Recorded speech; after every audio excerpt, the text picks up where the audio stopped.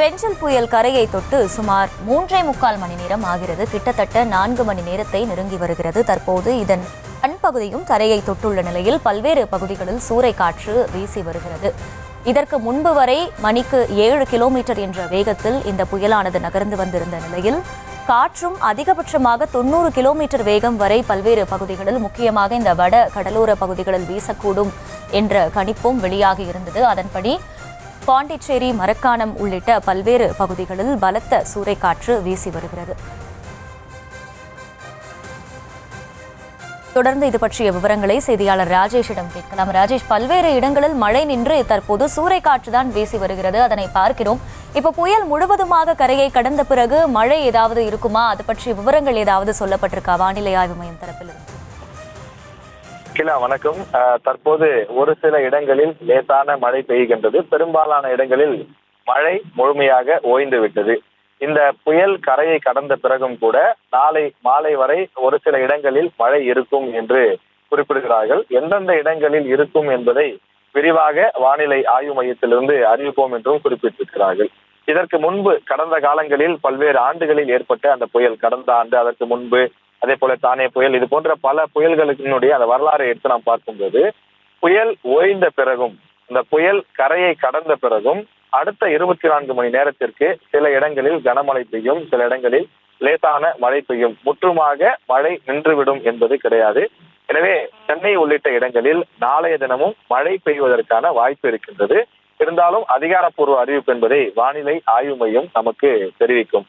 வங்கக்கடலிலே உருவான இந்த பெஞ்சல் புயல் காரணமாக பெரும் பாதிப்புகள் எதுவும் தற்போது வரை பதிவாகவில்லை என்றுதான் அதிகாரிகள் குறிப்பிடுகிறார்கள். ஆனால் ஆங்காங்கே சிறு சிறு சேதாரங்கள் நிச்சயமாக ஏற்பட்டிருக்கிறது. மரங்கள் விழுந்ததாக இருந்தாலும், வீடுகளினுடைய பக்கவாட்டு சுவர்கள் விழுந்ததாக இருந்தாலும், இது போன்று கால்நடைகள் உள்ளிட்ட சில அசம்பாவிதங்கள் ஏற்பட்டிருக்கிறது என்று குறிப்பிடுகிறார்கள். நாளை இது தொடர்பாக முழுமையான விவரங்கள் நமக்கு தெரிய வரும். இந்த கண் பகுதி தற்போது தரையை தொற்றிருக்கக்கூடிய நிலையிலே இந்த கடற்கரை பகுதிகள், குறிப்பாக மகாபலிபுரத்திலிருந்து காரைக்கால் வரை, பாண்டிச்சேரி உட்பட இந்த பகுதிகளில் பலத்த சூறைக்காற்று வீசி வருகின்றது. இந்த பகுதிகளில் இருக்கக்கூடிய தென்னை மரங்கள், பனை மரங்கள், அதே போல பலவிதமான மரங்களும் காற்றில் அசைந்து ஆடக்கூடிய அந்த காட்சிகளை பார்க்க முடிகின்றது. தொடர்ச்சியாக சப்தமும் கேட்கின்றது. காற்று வேகமாக வீசுவதோடு மட்டுமில்லாமல் மரங்களோடு, மரத்தின் இலைகளோடு சேர்ந்து உரசக்கூடிய காரணத்தினால் அதீத சப்தமும் எழுகின்றது.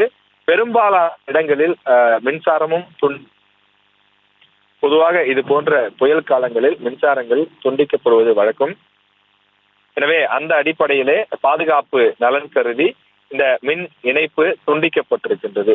பொதுமக்கள் பொறுத்தவரையிலே இன்றைய தினம் இந்த ஈசிஆர் பகுதி முழுவதுமே, அதாவது மாமல்லபுரத்திலிருந்து காரைக்கால் அல்லது நாகை வரையிலே பொதுமக்கள் வெளியில் நடமாட்டத்தை பார்க்க முடியவில்லை. அவரவர் வீடுகளிலேயே பெரும்பாலும் முடங்கி இருந்தார்கள். இந்த புயல் தற்போது தரைப்பகுதியை தொற்றிருக்கக்கூடிய நிலையில் அதிகபட்சம் இன்னொரு 3 மணி நேரத்திற்குள்ளாக முழுவதுமாக இந்த புயல் கரையை கடக்கும் என்று எதிர்பார்க்கப்படுகின்றது. எனவே இந்த புயல் கரையை கடக்கும் வரை பொதுமக்கள் யாரும் வெளியில் வர வேண்டாம், தொடர்ந்து ஒத்துழைப்பு கொடுக்க வேண்டும் என்பது அரசின் கோரிக்கையாக இருக்கிறது. அண்மை தகவல்களை வழங்கியமைக்கு நன்றி ராஜேஷ்.